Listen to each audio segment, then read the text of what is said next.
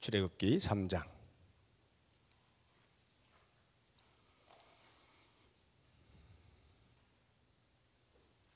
1절부터 10절까지입니다. 1절부터 10절까지 한 절씩 교독하겠습니다. 모세가 그의 장인 미디안 제사장 이드로의 양떼를 치더니 그 떼를 광야 서쪽으로 인도하여 하나님의 산 호렙에 이르매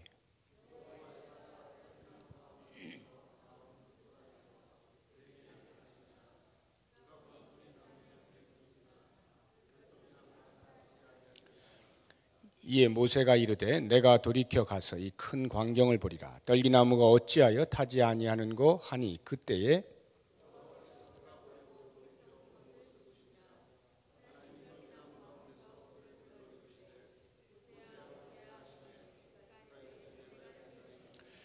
하나님이 이르시되 이리로 가까이 오지 말라. 내가 선 곳은 거룩한 땅이니 내 발에서 신을 벗으라.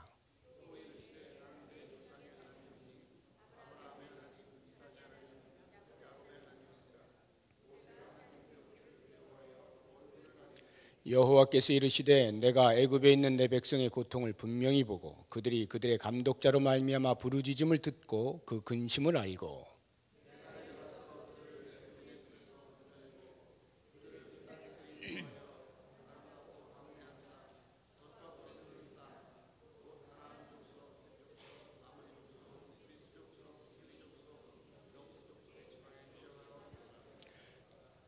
이제 가라. 이스라엘의 자손의 부르짖음이 내게 달하고 애굽 사람이 그들을 괴롭히는 학대도 내가 보았으니 이제 내가 너를 바로에게 보내어 너에게 내 백성 이스라엘 자손을 애굽에서 인도하여 내게 하리라. 아멘.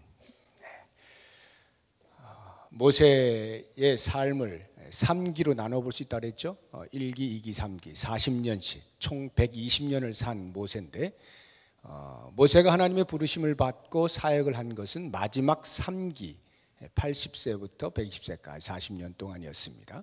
오늘 우리가 보게 되는 장면은 그 하나님의 부르심을 받는 제3기 사역에 앞서 어떻게 부르심을 받는가라고 하는 그 장면을 우리가 이제 살펴보게 될 것입니다. 부르심이라고 하면 크게 우리가 두 가지로 생각을 하셔야 됩니다. 하나는 하나님께서 최초에 우리를 죄악 가운데에서 이 세상으로부터 건져내 주신 구원이라고 하는 부르심이 있어요. 우리 모두가 그리스도를 믿음으로 구원을 받죠. 이와 같은 것을 가리켜 부르심이라 이렇게 말합니다. 그리고 구원받은 백성을 한 번 더 부르시는 때가 있습니다. 그것을 가리켜서 사명에 대한 부르심이라 이렇게 말을 하는데 우리들이 그리스도의 이름을 가지고 구원함을 받은 백성으로 살아갈 때에 사명을 위하여 부르심을 받지 않은 사람은 단 한 명도 없습니다. 이 자리에 모두가 하나님께서 우리를 그리스도를 통하여 구원해 주실 때에는 사명으로의 부르심을 위하여 부르신 거예요. 구원의 부르심은 사명의 부르심이 반드시 따라온다 하는 것입니다.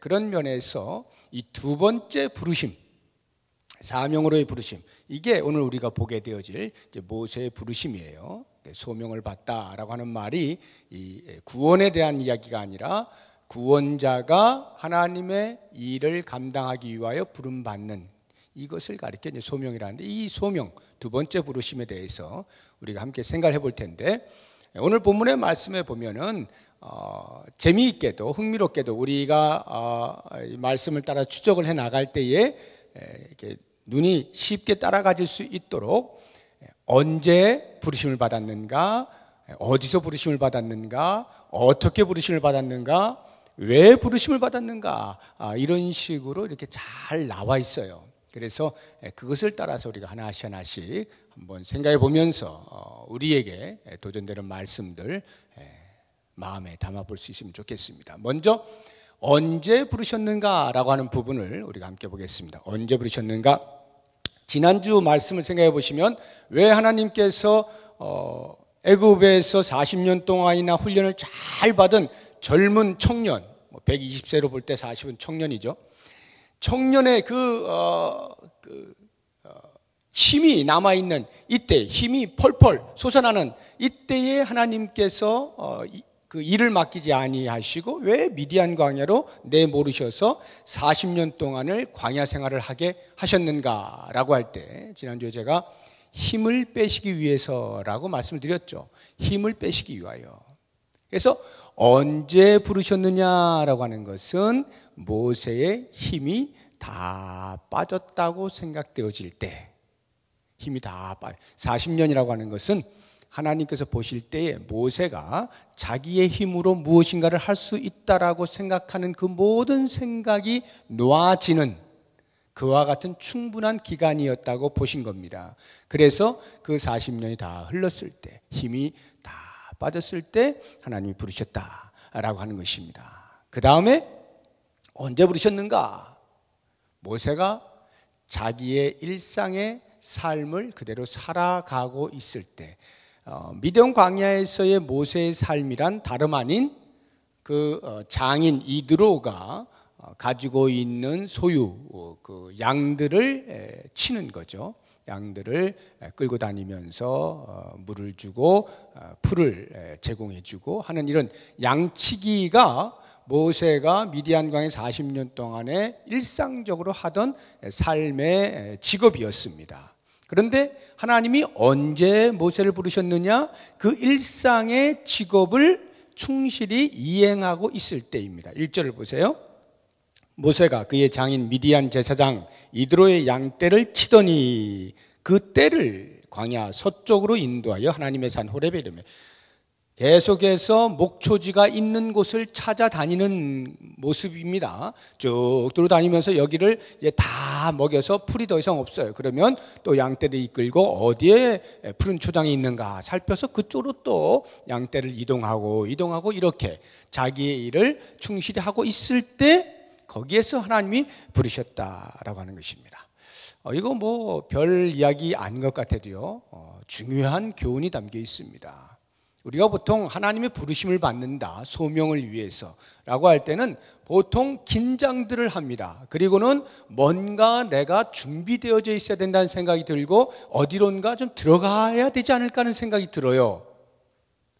실제로 많은 목사님들이 신학교에서 이렇게 그 이제 목사님 되기 위해서 목사 후보생으로 이렇게 들어온 우리 신학생들, 전사님들을 이렇게 만나서 이야기를 나눠보면 하나님의 이 부르심을 어떻게 받게 되었어? 라고 할 때 이 일을 위해서 내가 기도원에 일주일 동안 금식하면서 이렇게 하나님의 부르심에 대한 확신을 받았다는 등 하는 이런 이야기들이 아주 많이 나옵니다. 저는 그게 틀렸다는 게 아니에요. 틀렸다는 게 아니고 지금 이 모세를 부르시는 이 소명의 장면도 이것이 모든 성도들을 부르실 때에, 소명으로 부르실 때에 똑같은 방식이다 이런 말씀을 드리는 건 아닙니다. 제가 지금 말씀드리는 것은 우리가 하나님을 만난다, 하나님의 부르심을 듣는다 라고 하는 것에 대해 너무 특별하게 생각하는 것을 내려놓으라 이런 말이에요. 그렇게도 부르실 수 있겠지만, 기도원에서 부르실 수도 있겠지만 일상의 삶을 살아가고 있는 중에 얼마든지 부르실 수 있어요. 오히려 성경에서 나타나고 있는 인물들은 대부분 자기 일 하다가 주님을 만납니다. 구약에만도 기드온 같은 사람 어디 사사로 자기가 꿈이나 생각을 했습니까? 전혀 예상치 않고 숨어서 몰래 밥 한 끼 먹으려고 타작마당에서 몰래 숨어가지고 털고 있는데 주님 나타나셔가지고 너 내일 좀 해야 되겠다 이러시는 거 아니에요? 기도원이 어디 들어가서 뭘 했나요? 전혀 안 했죠. 예수님께서 제자들을 뽑으실 때에 기도원 가가지고 3일 동안 금식하고 있는 사람들 중에서 제일 건강해 보이고 거룩해 보이는 사람 뽑았나요? 아니요. 그냥 자기 일 하고 있는 사람들 뽑고 있는 거예요. 어부는 어부일 열심히 하고 있는데 뽑는 것이고요. 세리는 세관에서 앉아가지고 돈 열심히 받고 있는데 그 사람 뽑은 거예요. 자기 일 하고 있을 때 하나님이 찾으십니다.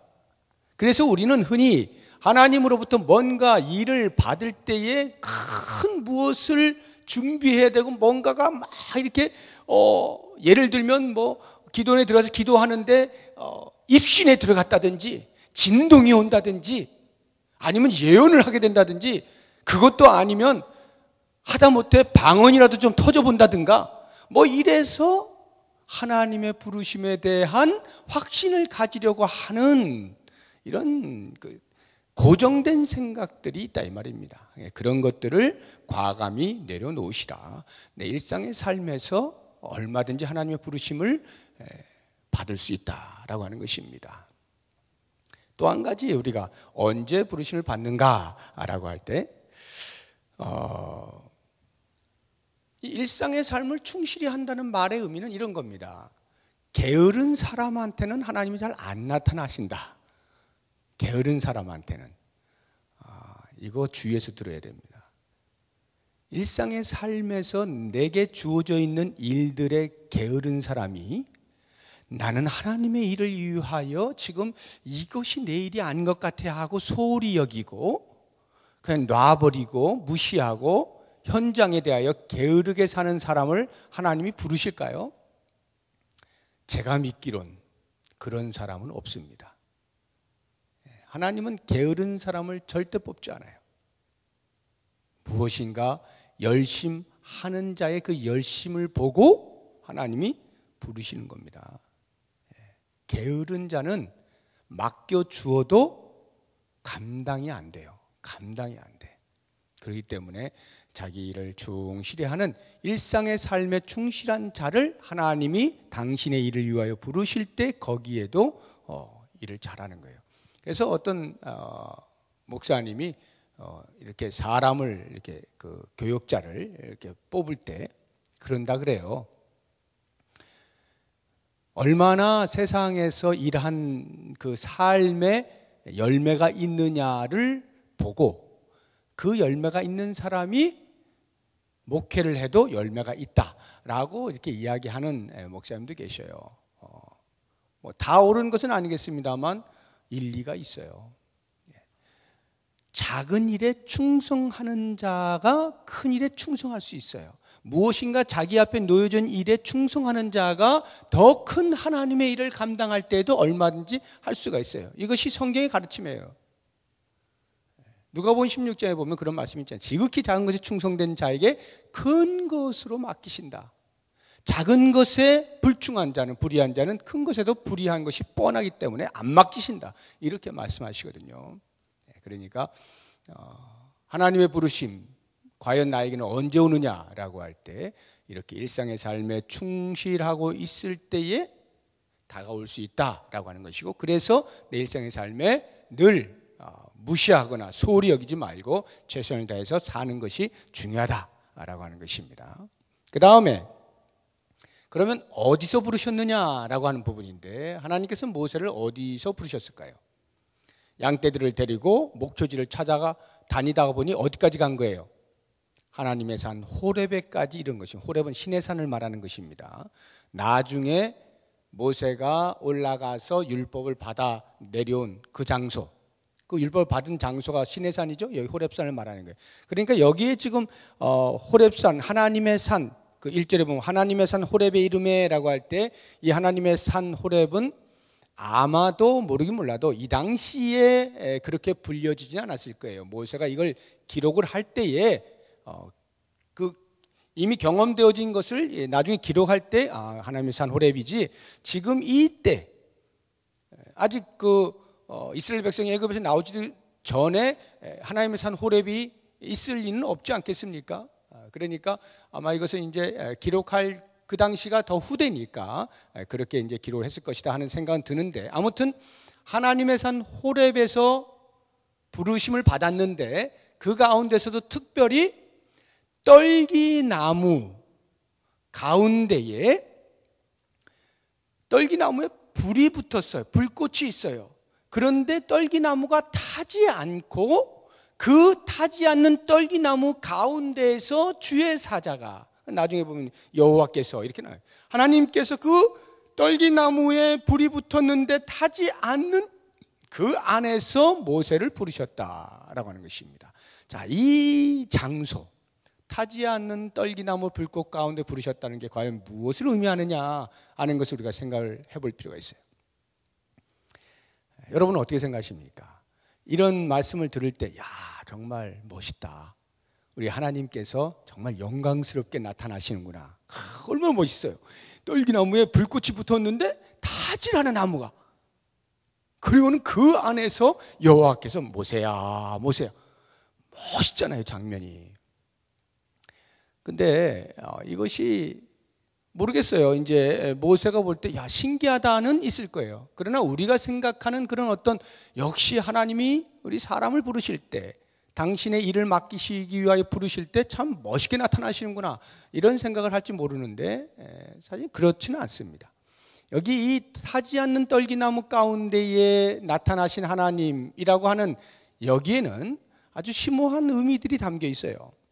어떤 거냐면, 이 떨기나무를 보시게 되면, 떨기나무라고 하는 것은 아카시아과의 쓸모없고 볼품없고 하찮은 그런 나무를 가리킵니다. 만약 포도나무라든가 또는 종려나무라든가 뭐 이런 감람나무라든가 이스라엘 팔레스타인 땅에서 풍요와 번영을 상징하고 장수를 상징하고 하는 이런 멋있는 나무에 만약 불이 붙었는데 타지 않고 거기에서 하나님이 나타나셨다 하면은 진짜 멋있고 영광스럽고 이렇게 느껴질만 한데, 떨기나무라고 하는 것은요, 사막의 관목으로 요만큼 그냥 요만한, 이렇게 별로 자라지도 않는 그런 아주 볼품없는 그런 나무예요.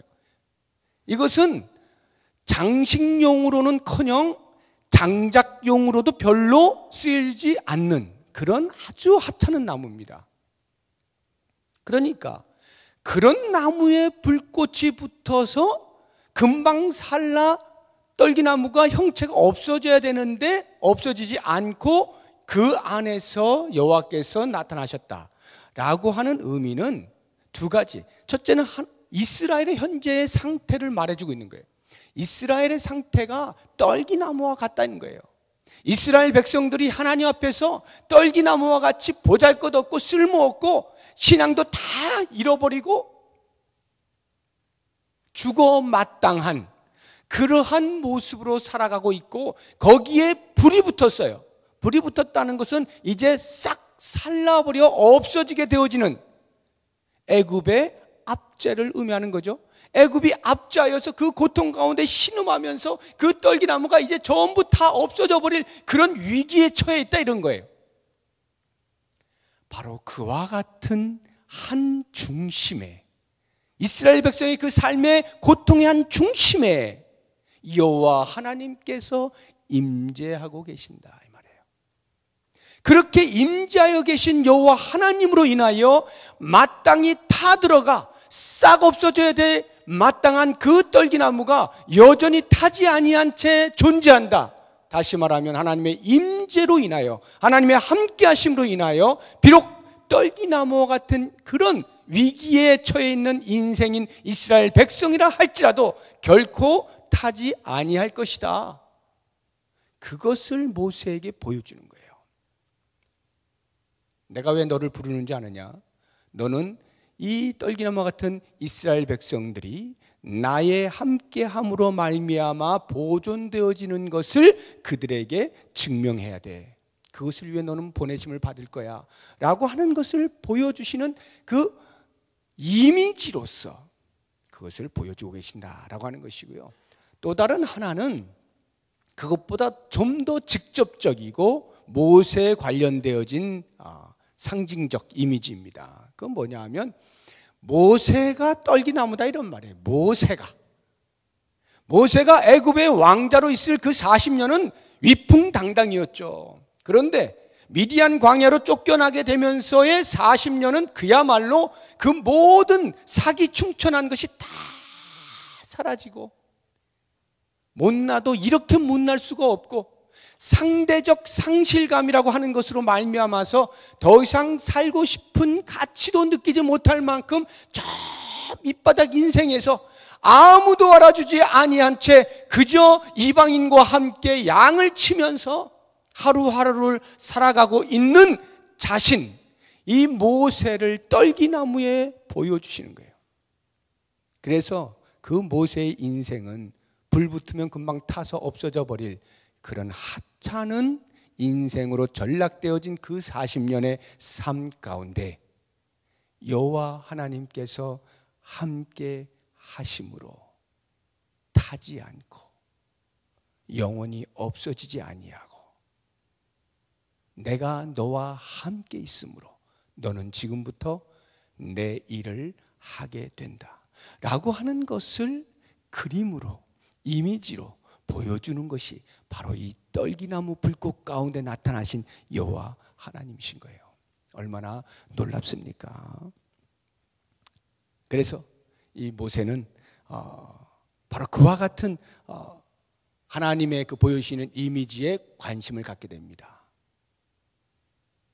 여기가 이제 우리가 이제 유의해서 보아야 되는데, 모세가 만약에 그런 현상을 보고 그냥 지나갔다면 어떻게 했을까요?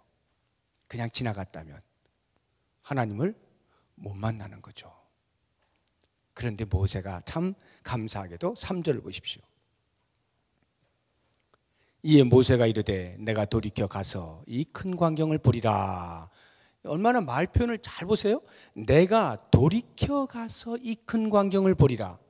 돌이켜 간다는 말이 뭡니까? 지금 나는 이렇게 가고 있어요. 양떼를 치고 이렇게 가고 있어요. 근데 떨기나무가 어디서?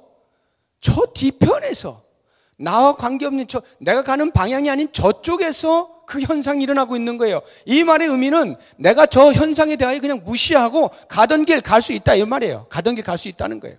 그런데 떨기나무에 분명히 불이 붙었으면 타서 없어져야 되는데 없어지지 아니하고 선명하게 있단 말이죠. 너무 기이한 거예요. 그래서 야, 이게 무슨 일인가 하고 가서 유심히 뺑뺑뺑뺑 돌면서 보았다 이런 말이에요.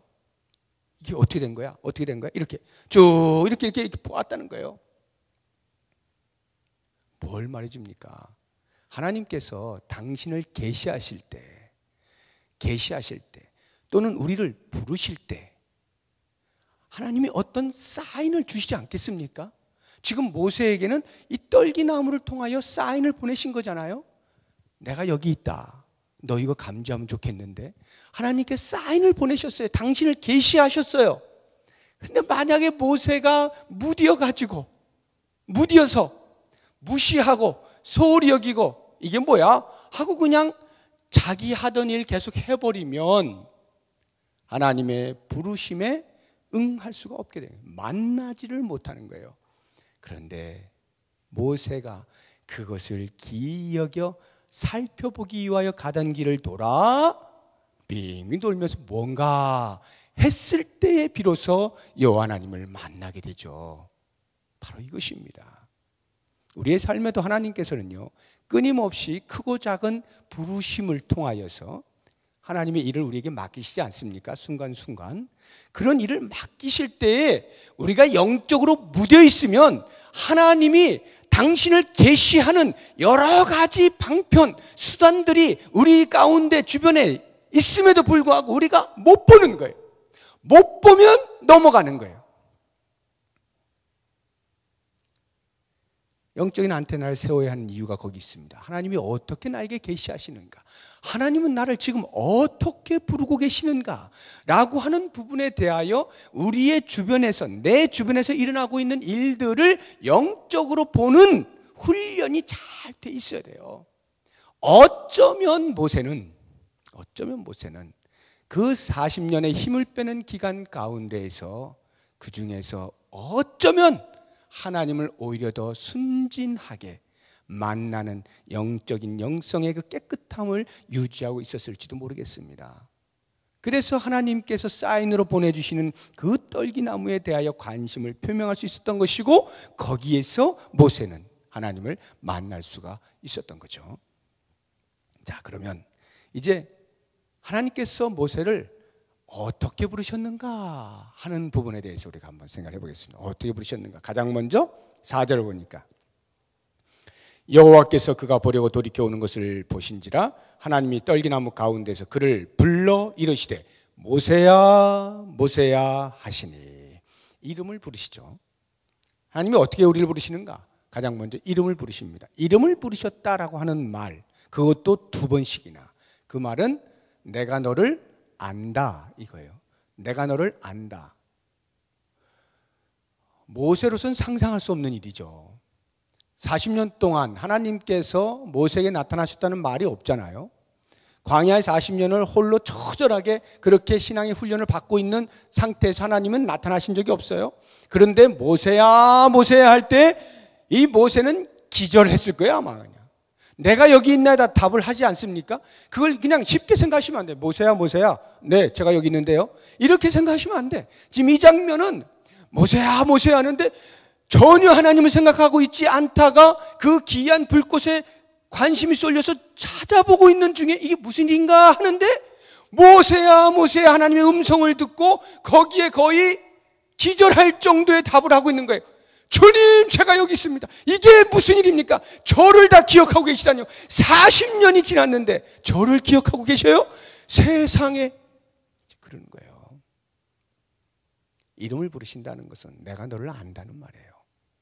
내가 너를 계속하여 주시하고 있었고 계속하여 내 사랑 가운데 있었고 계속 너는 나의 관심 안에 있었다. 이것을 보여주고 있는 것이에요. 하나님이 우리를 부르실 때는 적어도 내가 너를 사랑한다는 것을 확인시켜 준단 말이에요. 내가 너를 사랑해. 그러니까 내가 너한테 일을 맡기는 거야.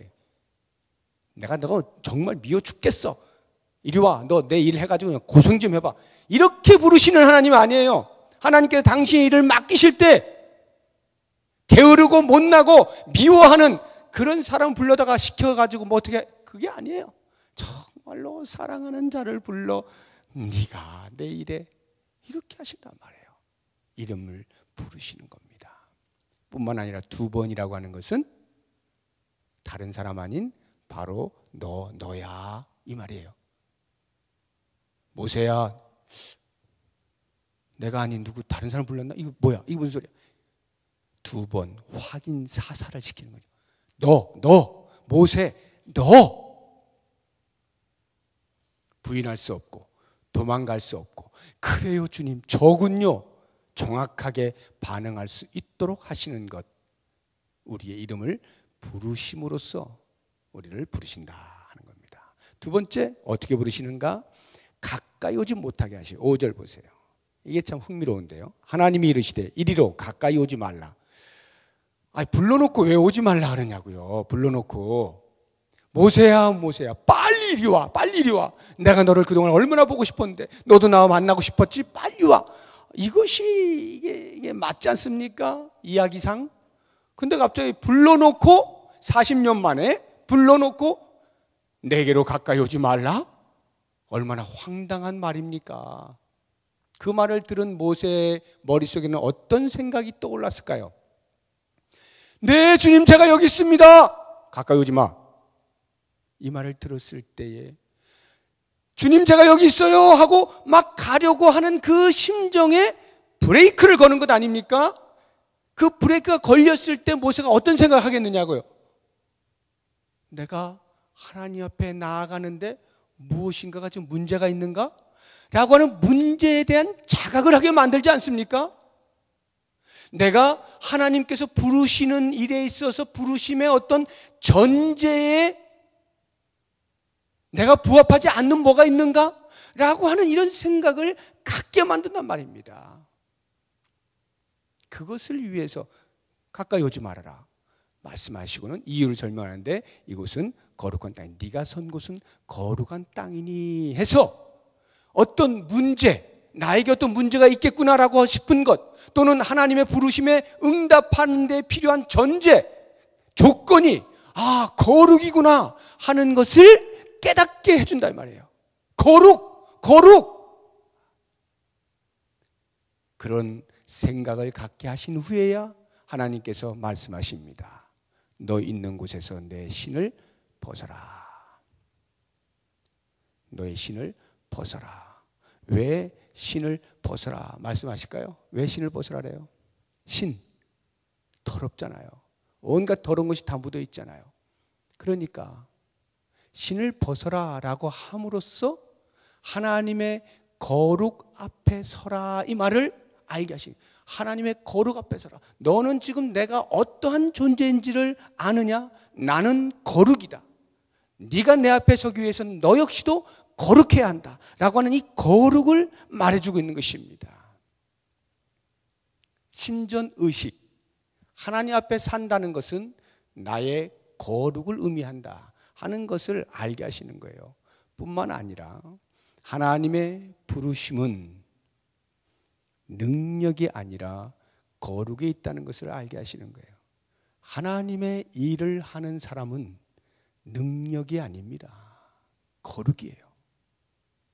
얼마나 능력이 많아서 하나님의 일을 감당하느냐가 아니라 얼마나 하나님의 존재 앞에 하나님의 거룩하심처럼 나도 거룩한가, 이것이 하나님이 부르시는 조건이에요. 거룩입니다. 신을 신어야 일을 할 거 아니에요. 신을 신어야 마음껏 돌아다니면서 하나님이 시키신 일을 할 거 아닙니까? 그런데 왜 신을 벗으라고 하느냐고요? 능력이 아니라 거룩이라 이 말이에요. 우리는 너무나 많은 부분에서 아우 저는 능력이 없었어요. 아우 저는 힘이 없었어요. 아우 저는 할 줄 몰라서요. 보통 우리는 이렇게 이야기하거든요. 그런데 하나님은 한 번도 우리에게 능력을 가지고 너 능력 있어 없어를 말씀하신 적이 없어요. 오직 거룩입니다. 왜요? 능력은 하나님이 공급하셔요. 부르실 때 그 능력을 함께 공급하실 것을 보장하시기 때문에 부르시는 거예요. 하나님이 뭐 바보입니까? 불러놓고 아이고 너 일 못하네? 이럴 사람을 부르시겠냐고요. 능력은 하나님이 주시는 거예요. 그런데 거룩은요, 내가 악과 짝하고 있으면, 내가 죄와 짝하고 있으면 죽었다 깨나도 하나님의 일을 감당할 수가 없는 거죠. 그렇기 때문에 하나님이 말씀하시는 거예요. 신을 벗어라. 거룩이다. 이야기하는 것이죠. 그래서 사도 바울이 그 다메섹 석상으로 예수 믿는 자를 잡으러 갈 때 그 길에서 예수님 만나지 않습니까? 그때 어떻게 되나요? 눈에 비늘 같은 것이 덮이잖아요. 왜 그 눈에 비늘 같은 것을 덮으셨을까? 이제 소명을 주시는데 너는 이방의 빛이라 소명을 주시는데 왜 눈에 비늘 같은 걸 덮게 하셨을까? 일시적으로. 그래서 그 성에 들어가 가지고 아나니아에 의해서 이제 비늘이 벗겨지지 않습니까? 오늘 이 말씀을 보니까 생각이 나는 거예요. 하나님께서 당신의 일을 맡기실 때 바울로 하여금 알게 하시는 거죠. 능력이 아니라 거룩이다. 세상으로부터 눈을 감아라. 세속으로부터 눈을 감아라. 눈을 감기시는 거예요. 그리고는 그 눈을 감고 있는 동안에 하나님의 거룩을 묵상하는 거예요. 하나님의 거룩의 초청에 응하는 거예요. 그 시간에. 이것이 바울에게 소명을 주시고 곧바로 일하게 하지 아니하시고 비늘을 잠시 눈에 덮게 하신 이유다 하는 생각을 해보게 되는 것입니다. 여호수아가 요단강을 건너서 첫 번째로 무너뜨린 성이 여리고성 아닙니까? 거대한 여리고성을 무너뜨릴 때요, 우리는 여리고성 무너지는 사건은 잘 알고 있어도 그 앞에 어떤 일이 있는지를 잘 기억 못합니다. 여리고성을 무너뜨리기 전에 여호와의 군대 장관이 여호수아를 만납니다. 칼을 빼들고 서 있는 거예요.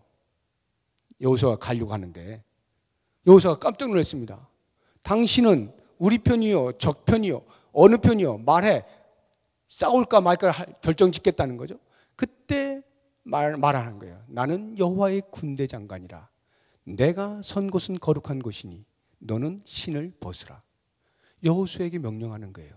무슨 말일까요? 왜 여리고성을 무너뜨리는 그 직전에 왜 이런 일이 벌어집니까? 거대한 여리고성입니다. 무엇으로도 넘길 수 없는, 멸망시킬 수 없는 엄청난 난공불락의 성이에요, 여리고성이. 그런데 이스라엘 백성들이 전쟁을 해봤습니까? 무기가 엄청난 것이 있습니까? 그냥 노예로 살다가 끌려와가지고 광야에서 늘 생활하다가 그래가지고 건너온 거예요. 그동안에 좀 광야에서 좀 싸웠다고 해봐야 얼마나 그것 가지고 여리고성을 무너뜨릴 수 있겠어요. 그런데 그들의 생각 속에는 어떻습니까? 여리고성을 무너뜨리려면 어떻게 되지? 작전을 짭니까? 전략을 짭니다. 이것저것 많이 생각하겠죠. 여호수아가 머리가 아팠을 거예요. 어떻게 해야 될까 고민을 할 거예요.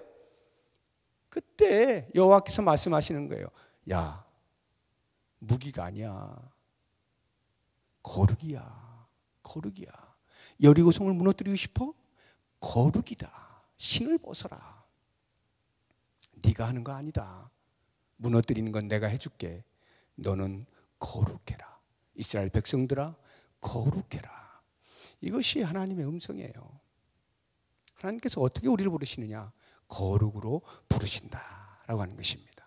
또 하나 신을 벗으라라고 하는 의미는 이런 겁니다. 너는 지금부터 내 종이다. 너는 지금부터 내 종이야. 신이라고 하는 것은 자유인이 신는 거잖아요. 종은 신을 안 신었어요. 옛부터 종은 신을 안 신었습니다. 신을 신는다는 것은 나는 자유인이라는 뜻인데, 신을 벗어라라고 하는 말의 의미는 너는 지금부터 내 종이다. 왜 종됨을 확인시켜 주는 것일까요? 그것은 철저하게 너는 지금부터 내 말에 의하여 움직인다. 하나님의 명령을 받아 사는 사람이다. 하나님의 다스림에 전적으로 엎드리는 사람이다. 하나님이 하라시는 것만 하는 것이다. 이것을 명백하게 알게 하시기 위해서 신을 벗으라는 거예요. 너는 지금부터 내 종이야.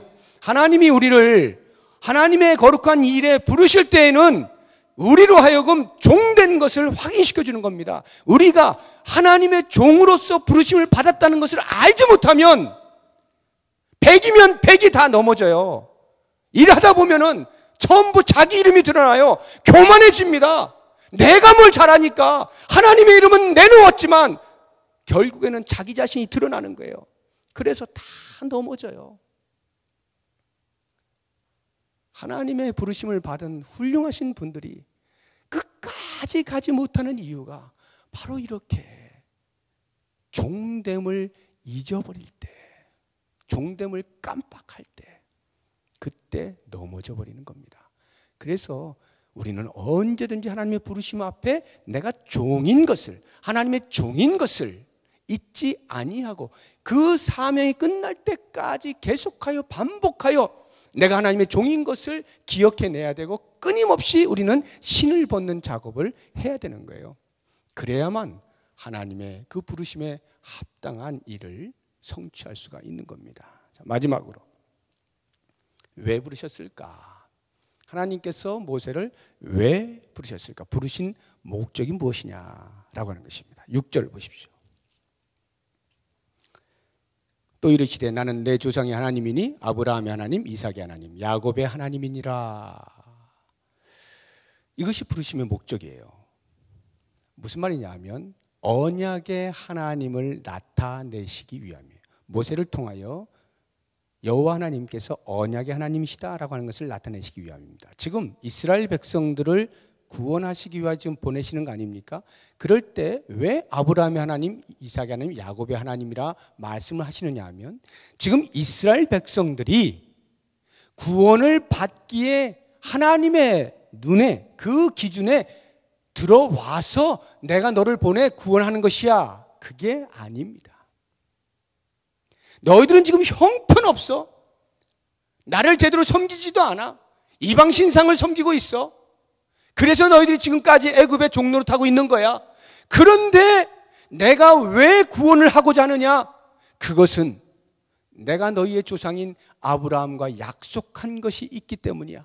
너희의 조상인 이삭과 야곱에게 약속한 것이 있기 때문이야. 그 약속을 내가 지키기 위해서 내가 너를 보낸다. 내가 이스라엘 백성들을 구원하고자 하는 것이야. 너는 그것을 알아야 한다. 언약의 하나님, 언약의 신실하신 하나님을 알게 하시기 위하여 그를 부르신다라고 하는 것입니다. 그래서 실제적으로 이제 모세는 이스라엘 백성들을 구원하신 하나님의 그 구원 사역의 동참자로 부름을 받습니다. 이것이 이제 궁극적인 목적인데요. 왜 모세를 부르셨는가? 모세가 속해 있는 그 이스라엘 백성들, 하나님의 백성들을 구원하시는 일에 사용하시려고 부르셨어요. 자, 그렇다고 하면 이제 성경에서 이야기하고 있는 거 잘 보십시오. 7절을 보시게 되면 하나님이 어떻게 구원하시려고 마음을 먹게 되셨는가 하는 것이 나오는데, 여호와께서 이르시되 내가 애굽에 있는 내 백성의 고통을 분명히 보고 그들이 그들의 감독자로 말미암아 부르짖음을 듣고 그 근심을 알고 이스라엘의 상태를 감지하셨다라고 하는 것입니다. 이스라엘 지금의 상태가 어떠한지를 좋게 감지하신 거예요. 직접 보고 듣고 알고 충분히 감지해요. 그래서 내가 이제 이스라엘 백성들을 구원해야 되겠다라고 작정을 하신 거예요. 그래서 8절 보십시오. 내가 내려가서 그들을 애굽인의 손에서 건져내고 그 다음에 그들을 그 땅에서 인도하여 제일 뒷부분에 등등등등의 족속의 지방에 데려가겠다. 이렇게 하나님께서 당신의 구원을 이루시겠다라고 의지 표명을 하신 거예요. 그런데 그러한 하나님의 구원의 방식에, 구원의 그 결정에 대하여 어떻게 시행하시느냐라고 하는 게 9절에 나옵니다. 그러므로 이제 가라. 누구에게 말씀하시는 거예요? 모세야. 그러니 이제 가라. 무슨 말이에요? 하나님께서 이스라엘 백성들의 상태를 파악하셨어요. 그래서 내가 저들을 구원해야 되겠구나 마음 먹으셨어요. 이렇게 해야지 하고는 하나님이 직접 가시지 않고 이제 모세야 너 가라 하고 모세를 등 떠밀고 있는 거예요. 이것이 하나님의 구원의 방식이에요. 하나님은 구원하실 때, 인류를 구원하실 때 반드시 당신의 종들을 불러 그들을 보내신다라고 하는 것을 알 수가 있는 것입니다. 그러니까 우리가 하나님의 부르심을 받을 때 하나님 왜 이렇게 저를 자꾸 이렇게 귀찮게 하세요? 너무 힘들어요. 계속 지금까지 이렇게 해왔는데 또 부르십니까? 그게 하나님의 방식이라니까요. 하나님께서는 우리를 통해서 일을 하시는 거예요. 우리를 통하여 일을 하셔요. 그런데 여러분 보세요. 이것이 우리가 인상 쓸 일이 아니에요. 힘들다고 짜증낼 일이 아닙니다. 왜? 하나님의 인류를 향하여 가지고 계신 구원의 놀라운 계획에 우리를 동참시키시는데 우리가 어떤 존재예요? 우리가 하나님의 그 구원의 수혜를 받은 자 아닙니까? 수혜를 입은 자 아니에요. 아주 지극히 못나고 죽어있던 우리의 영혼을 하나님께서 살리셨어요. 그것만 해도 너무도 감사하죠. 더 이상의 감사가 어디 있겠어요. 그런데 그 못난 인생을 하나님께서 당신의 그 영광스러운 구원의 사역의 일원으로, 동역자로 부르셨다? 어마어마한 영광입니다. 이 영광이 우리를 부르신 하나님의 부르심 속에 담겨 있는 거예요. 그러므로 사랑하는 여러분, 하나님이 우리를 구원하기 위하여 부르셨고, 그리고 우리의 신앙의 여정 속에서 여러 방면으로 크고 작은 부르심들을 계속해서 우리에게 하십니다. 그때 우리들이 영적으로 민감하여 그 하나님의 부르심을 잘 파악할 뿐만 아니라 그렇게 부르실 때에 주저하지 마시고 부름에 응한다면 우리는 그 하나님의 영광스러운 사역에 동참하는 동역자가 되는 것이고, 그것으로 인하여 하나님께서 예배해 놓으신 면류관이라고 하는 것은 말로 표현할 수 없는 영광스러운 것을 기억하시면서, 만약에 지금 이 시간 하나님이 나를 부르시고 계십니까? 어떠한 모습으로 나를 부르시든지 그 부르심에 온당하게 응답하심으로 하나님의 일을 이루어 가시는 우리 모두가 될 수 있기를 주의 이름으로 축원합니다. 기도하겠습니다.